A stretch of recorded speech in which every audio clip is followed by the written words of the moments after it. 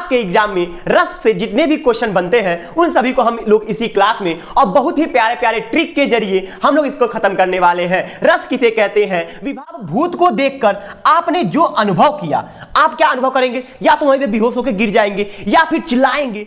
जैसे कि यहाँ पे सलमान खान अभी हैं संयोग सिंगार रस में एकदम सजे धजे हैं, लेकिन कुछ ही समय बाद ये वियोग रस में डूब जाते हैं और वियोग रस में डूबने के बाद इनकी हालत जो है वो पागलों के जैसे हो जाती है। क्या आप बता सकते हैं ये नायक और नायिका बिछड़ जाएं, वहां पे वियोग रस होता है, वहां पे आप लोग गाना गाएंगे, जाए चंदा ले आओ खबरिया। नमस्कार दोस्तों, तो स्वागत करते हैं आज के इस प्यारे से क्लास में जिसमें हम लोग पढ़ने वाले हैं क्लास 12 के हिंदी का एक बहुत ही प्यारा टॉपिक जो कि है रस।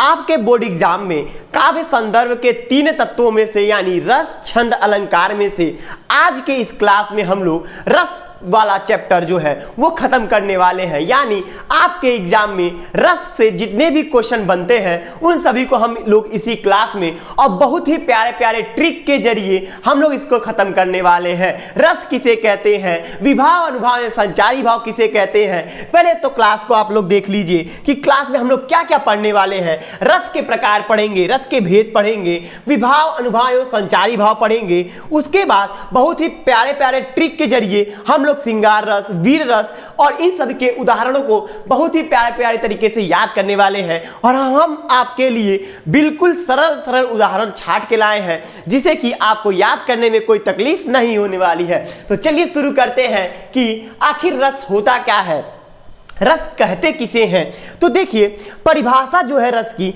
हमको परिभाषा पता रहनी चाहिए क्योंकि हम रस पढ़ाई कर रहे हैं, रस की पढ़ाई कर रहे हैं तो हमको रस पता होना चाहिए कि रस कहते किसे हैं। तो रस किसे कहते हैं?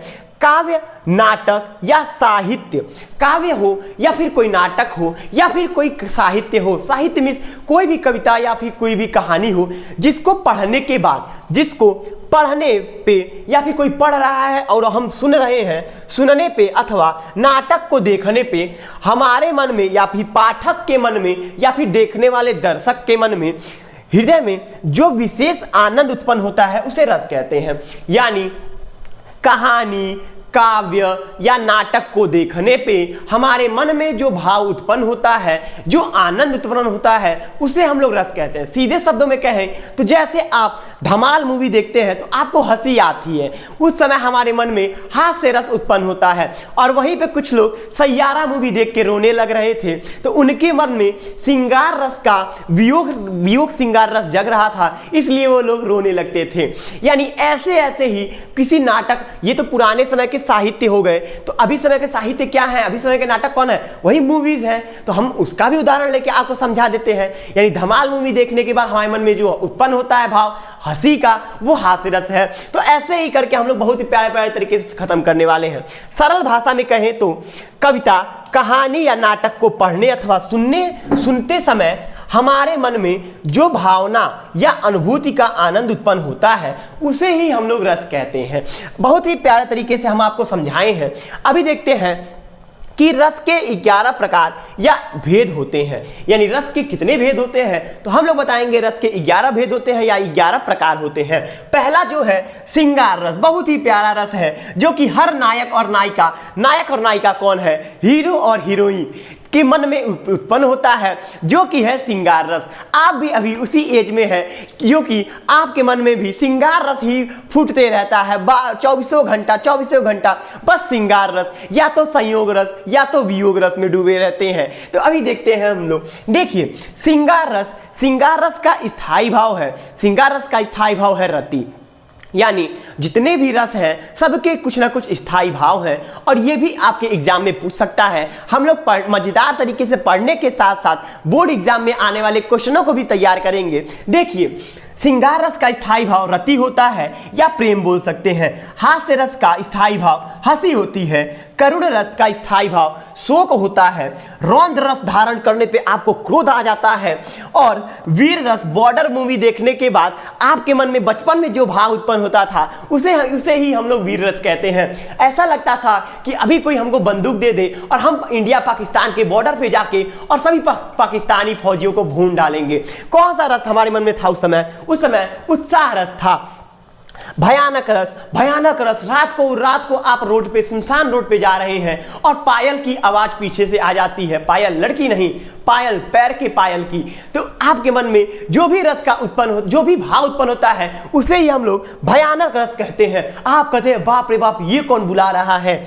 उसके बाद अद्भुत रस। अद्भुत रस का स्थायी भाव विस्मय होता है या आश्चर्य होता है। आप बोर्ड एग्जाम की तैयारी कर रहे हैं, आप पेपर दे के आए, रिजल्ट में आप टॉपर लिस्ट में पहले नंबर पे आ गए, तो आपके जो भी मतलब क्या मोहल्ले में या फिर गांव में या पटदारी जो भी लोग हैं वो किस रस में डूब जाएंगे, वो आश्चर्य रस में डूब जाएंगे कि इसका कैसे इतना परसेंट आ गया। शांत रस, निर्वेद। शांत रस का स्थायी भाव निर्वेद होता है। वात्सल्य रस, माता पिता के प्रति जो प्रेम होता है, माता पिता जो अपने बच्चे से प्रेम करते हैं उसे हम लोग किस में रखते हैं, वात्सल्य रस में रखते हैं। दूसरा है भक्ति रस, देव भक्ति। और रति रस है वह ईश्वर के प्रति प्रेम को दर्शाता है। अब चलते हैं, आपके बोर्ड एग्जाम में जो भी रस पूछे जाते हैं उनको हम लोग पढ़ते हैं। बहुत ही मजा आने वाला है, बिल्कुल शुरुआत से अंत तक ना भूलें देखना क्लास को, क्योंकि इसमें इंपॉर्टेंट रस लाए हैं जो कि आपके बोर्ड एग्जाम में पूछे जाने वाला है।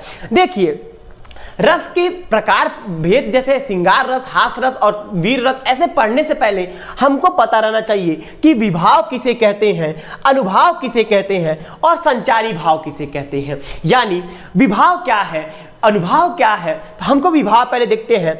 जो कारण होता है जिनसे मन में भाव जागते हैं उसे विभाव कहते हैं। जैसे हम आपको दिखा रहे हैं भूत, यानी आप रास्ते में जा रहे हैं, पीछे से भूत की आवाज आती है, तो भूत के कारण आपके मन में जो भाव उत्पन्न हुआ है, यानी जिस वस्तु के कारण आपके मन में भाव उत्पन्न हो रहा है वह विभाव है। यानी यहाँ पे भूत जो है वो विभाव के अंदर आ जाएगा। बिल्कुल आसान तरीके से समझा पा रहे हैं कि नहीं। क्लास अच्छी लगी है तो क्लास को लाइक करना ना भूलें और अपने दोस्तों के पास भी शेयर करें।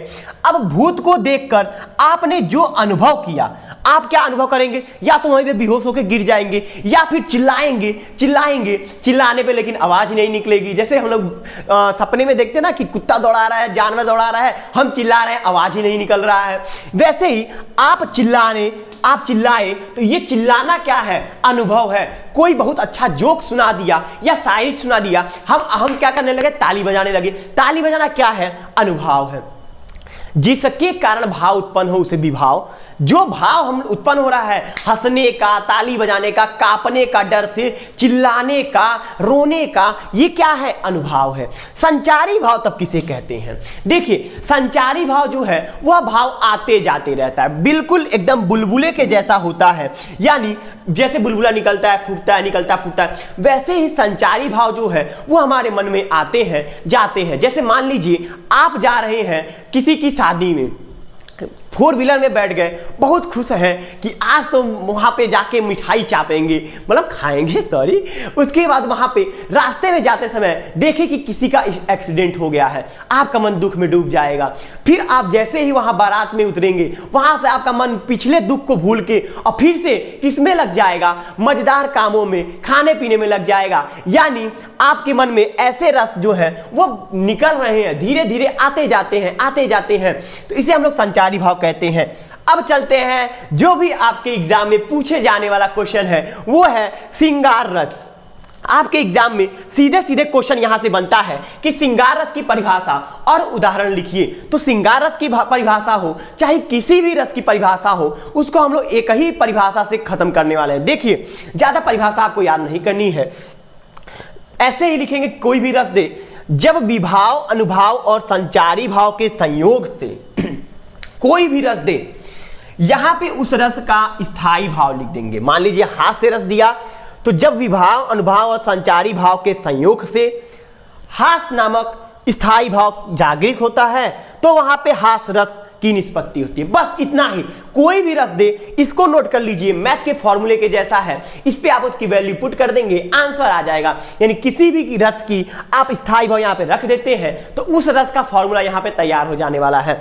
यानी जब विभाव, अनुभाव और संचारी भाव के संयोग से रति नामक स्थायी भाव जागृत होता है तो वहां पे श्रृंगार रस की निष्पत्ति होती है।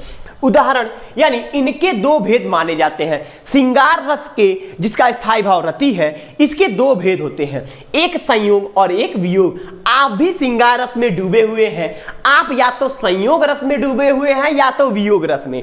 यानी अगर उनको याद करके मुस्कुरा रहे हैं यानी अभी आप संयोग रस में हैं, और उनको याद करके अगर आपकी गंगा जमुना सरस्वती बह रही है तो समझिए आप वियोग रस में हैं। यानी जहां नायक और नायिका के मिलन का वर्णन हो, मिलन का वर्णन मीन्स यानी नायक और नायिका मिल जाएं, वहां पे आप संयोग रस का गाना गाएंगे, और जहां पे नायक और नायिका बिछड़ जाएं वहां पे वियोग रस होता है, वहां पे आप लोग गाना गाएंगे जाए चंदा ले आव खबरिया।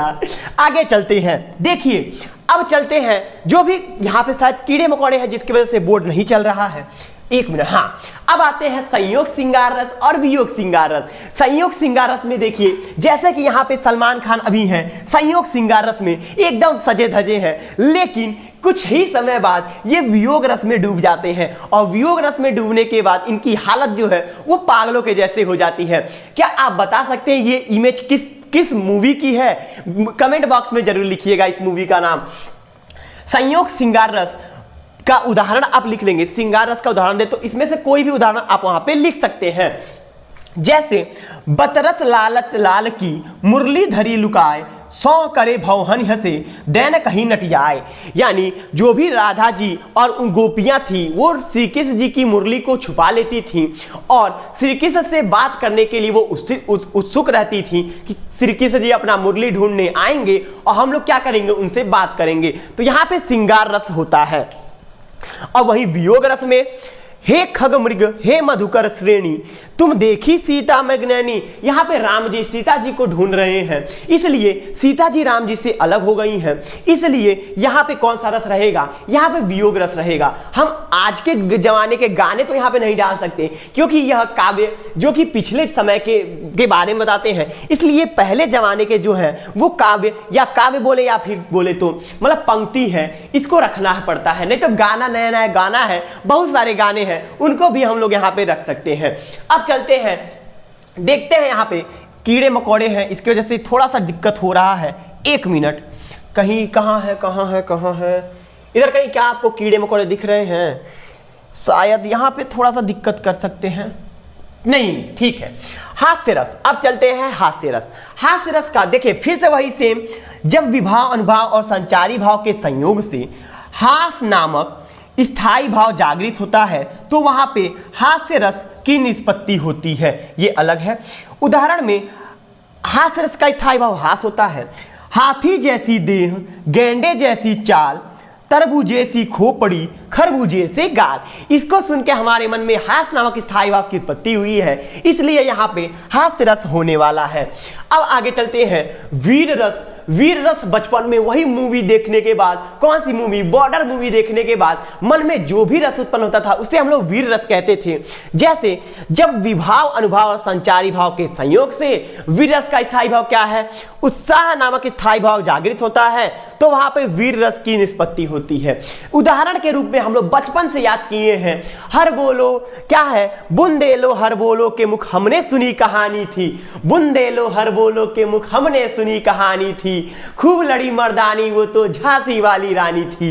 यानी झांसी की रानी के बारे में बताया गया है, यानी वीरता का प्रभाव डाला गया है, और जहां पे लड़ने झगड़ने या वीरता का बात हो वहां पे वीर रस हो जाता है। तो इस तरह हमने आपके बोर्ड एग्जाम में जितने भी रस से क्वेश्चन इंपॉर्टेंट पूछे जाने वाले थे उसको हम लोग इस क्लास में खत्म किए हैं। तो आशा करते हैं ये क्लास आपको बहुत ही प्यारी लगी होगी, और ऐसी क्लास पाने के लिए हमारे चैनल को सब्सक्राइब जरूर करें और वीडियो को भी लाइक करें और अपने दोस्तों के पास इस क्लास को शेयर जरूर करें। धन्यवाद।